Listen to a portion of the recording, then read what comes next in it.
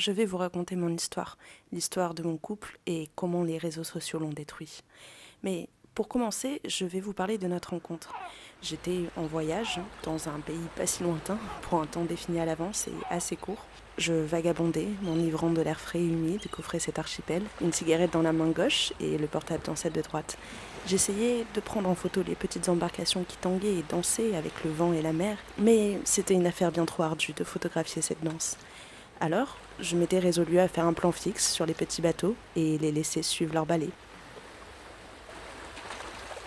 Mon téléphone filmait tandis que mes yeux cherchaient autre chose à capturer. J'analysais, regardant autour de moi, le plan et le paysage parfait. Je ne prêtais guère attention aux passants jusque-là. Seulement, j'ai plongé mon regard dans ses yeux. La scène durait et je voyais la couleur de la mer et du ciel. Mon âme a côtoyé les nuages et mon cœur claquait au rythme des vagues. Étrangement, chaque recoin que je visitais, on était toujours au même endroit. On se croisait, on échangeait des regards, mais on n'osait jamais s'approcher. Un jour, une amie m'invita à une soirée et on commença à trinquer au bord de la mer. Quelques amis nous rejoindraient rue de la Liberté, où l'alcool et les corps ne deviennent qu'un. Et c'est à cet instant qu'elle et moi, nous nous sommes plus quittés. D'abord, nos corps se sont apprivoisés, puis nos cœurs. Certaines fois, l'intimité des corps est plus simple que celle du cœur. Enfin, quoi qu'il en soit, le bonheur s'était immiscé dans nos vies. Pour le coup, nous n'étions pas trop réseaux sociaux. J'en consommais, pour ma part, mais je n'osais pas montrer ma vie privée. Sûrement par superstition, je n'aimais pas donner des infos personnelles. Le public aime s'approprier, s'immiscer, ne serait-ce qu'un seul instant dans notre bulle intime. Cela leur donne l'impression qu'on leur appartient. J'abhorre ce sentiment. Je n'aimais pas non plus partager mon bonheur. Toutefois, une de nos amies communes en avait décidé autrement. Elle nous avait demandé si elle pouvait publier une vidéo de nous. Elle adorait, elle, se montrer et vivait vraiment pour les réseaux sociaux, mais ce n'était pas vraiment une influenceuse. On avait négocié pour que le montage ne montre aucunement nos visages et aucun signe distinctif. Elle avait tenté de transiger, mais nous avions été inflexibles. Elle avait alors accepté et publié la vidéo. Personne n'avait prévu l'impact ni même l'effet papillon qui a suivi. Finalement, ce fut un succès. En somme, on ne s'y attendait pas. Indéniablement, deux filles d'âges différents étaient un sujet charmant le public de ce réseau social. Nous avons essayé de percer les mystères de cet engouement sans y parvenir, ni même d'en tirer ne serait-ce qu'une ficelle de cette énigme inextricable. Peut-être était-ce l'algorithme qui nous avait favorisés, ou bien une communauté envoûtée par nous, sans savoir l'expliquer. L'espace commentaire a été une piste à suivre. Seulement, la tendresse de leurs mots et les compliments le remplissaient. Aucune raison n'avait été évoquée. Une sacrée surprise, car nous connaissions la dureté des utilisateurs anonymes. Ainsi, les raisons étaient tues et nous nous en sommes accommodés. Au fil de la semaine, mon ami avait posté d'autres vidéos, toujours en dissimulant quelconque signe distinctif.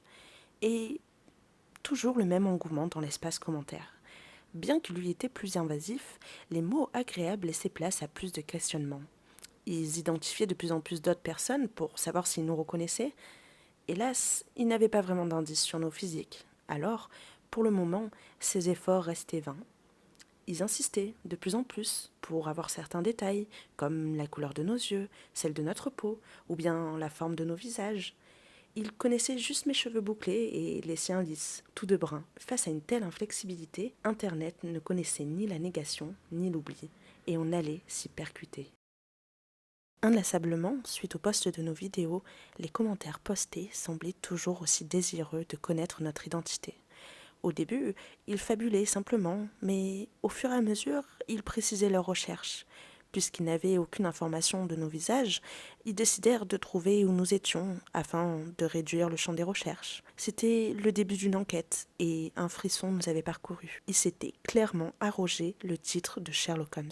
L'île sur laquelle nous étions ressemblait à d'autres de par certains paysages, du sable graineux et chaud, une mer houleuse par temps venteux, mais l'île restait unique à mes yeux.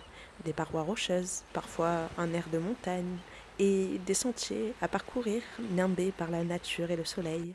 Seulement, elle était aussi connue sur les réseaux sociaux, à la fois pour ses lieux uniques, sa culture et les fêtes. C'était sûrement ça qui avait participé à notre notoriété.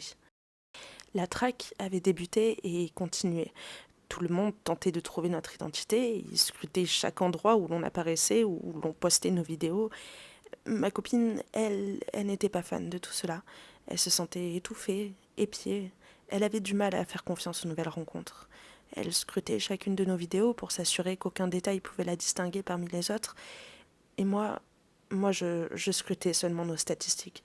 Je les voyais augmenter et l'argent devenait de moins en moins un problème et garder mon anonymat restait un défi quotidien. Entre l'argent facile engendré par nos vidéos et l'attention qui m'était donnée, je commençais doucement à glisser vers l'enfer. À cet instant, j'étais encore rattrapable. Cela faisait quelques semaines que j'étais devenue l'esclave des stats et de mon anonymat. Parfois, j'avais envie de donner des indices sur moi pour tester, voir si on trouverait mon identité, mais je me rappelais qu'Internet pouvait trouver n'importe qui. Ils avaient déjà trouvé où l'on vivait. Je veux dire, l'île, ils savaient qu'on était à Malte. Cela avait fuité et on s'était réunis, notre amie, ma copine et moi. Ma chérie était effrayée et je ne l'avais pas rassurée, comme à mon habitude. Oui, lorsqu'elle se sentait sensible et incapable d'affronter une situation stressante, je répondais avec la même sensibilité et des mots rassurants dont le sens invoquait sa force. Elle me calmait avec la même technique. Seulement, mon regard avait changé, ainsi que mon opinion. Maintenant, seul l'aspect matériel m'intéressait. Alors, j'avais réussi à argumenter, soutenu par notre amie. Elle n'avait qu'un choix, accepter au mépris de ses valeurs, qui, avant, étaient aussi les miennes. Ainsi, nous avions continué. On restait tout de même minutieuse. On faisait en sorte de ne pas montrer les lieux où l'on était. Du moins, avoir un cadrage le plus fixe et le plus serré. On avait pu, effectivement, constater que la communauté essayait de restreindre les possibilités afin de trouver nos lieux de vie. Ils retraçaient notre parcours pour nous trouver. Ils connaissaient la couleur de mes cheveux et savaient qu'ils étaient bouclés. Ils savaient aussi que j'avais la pommade. Et ils avaient également la forme de mon visage. En fait, j'étais tellement accro à ma situation, à l'argent engendré et à mes abonnés, aussi volatiles qu'ils puissent être, j'avais besoin de les garder. Foutu syndrome de Stockholm. Les stats baissaient, le temps où certains venaient à Malte pour commencer une enquête et tenter de nous trouver était révolu. J'avais été addict, je me sentais intouchable, je jouais avec ma communauté et adorais les voir échouer. Le voile de mon anonymat était trop lourd pour être soulevé. C'est ce qui a causé ma perte. Au fil de cette aventure, ma copine s'était éloignée des réseaux. Elle y apparaissait de moins en moins, car elle ne pouvait feindre que nous n'étions plus comme avant. Dans notre nid, les disputes s'enchaînaient.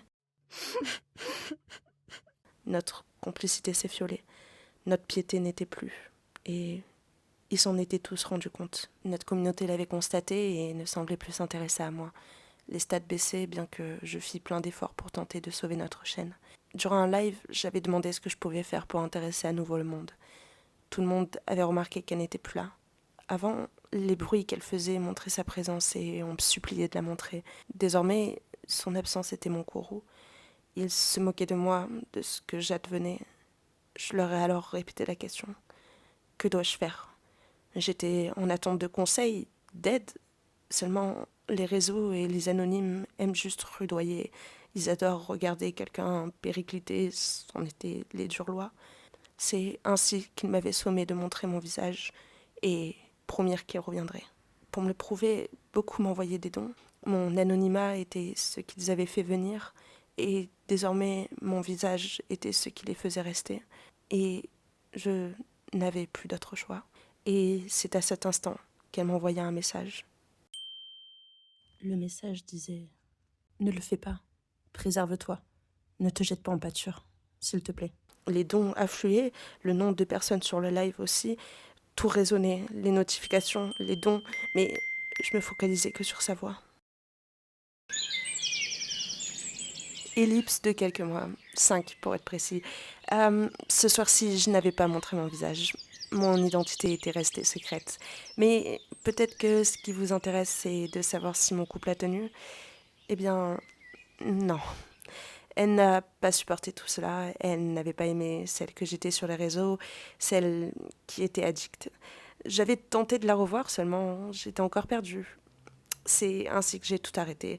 J'étais revenue en France et tenté une nouvelle formation. De son côté, je ne savais pas vraiment ce qu'elle devenait. Il y avait tant de possibilités qui s'offraient à elle. Elle pouvait quitter son travail aisément et partir dans un autre pays. Elle aimait voyager et rien ne la retenait. Pour moi, c'était moins facile. Chaque bout de projet s'arrêtait, les retours n'étaient pas ceux escomptés. L'île me manquait. Un jour, quelqu'un fit sonner mon téléphone. C'était une entreprise à laquelle j'avais postulé il y a quelques mois et dont l'entretien d'embauche avait échoué alors que je tentais tant bien que mal de rester sur l'île. Euh, mais aujourd'hui, une bonne étoile m'accompagnait. Ils avaient gardé mon CV et avaient promis de m'appeler s'ils avaient besoin. Et aujourd'hui, ils avaient désormais besoin de moi. Une semaine après, je m'étais à nouveau installée sur l'île. J'étais en extase, seulement légèrement embrumée par les souvenirs d'elle. Nos jours de bonheur, c'était le passé, et non le présent. Elle était sûrement partie ailleurs, mais mon cœur la sentait encore. Ainsi, en me baladant au détour d'un parc, je décidai de m'asseoir, laissant la nature s'emprunter en moi, le soleil caresser mon visage. Je retirai ma casquette, l'air était trop chaud pour la garder. Je l'observais, raillant du mot qu'elle arborait. Amour. C'était insensé. Et en levant les yeux, je la vis, elle. Elle était restée, et elle était face à moi, comme si, à la lecture de ce mot, elle avait été appelée. Elle sourit, comme avant, l'air amoureux. En ce jour, et malgré tout, je portais sur ma tête, dans mon cœur et au creux de ses mains, l'amour. Et celui-ci était réel, et non dans un monde créé.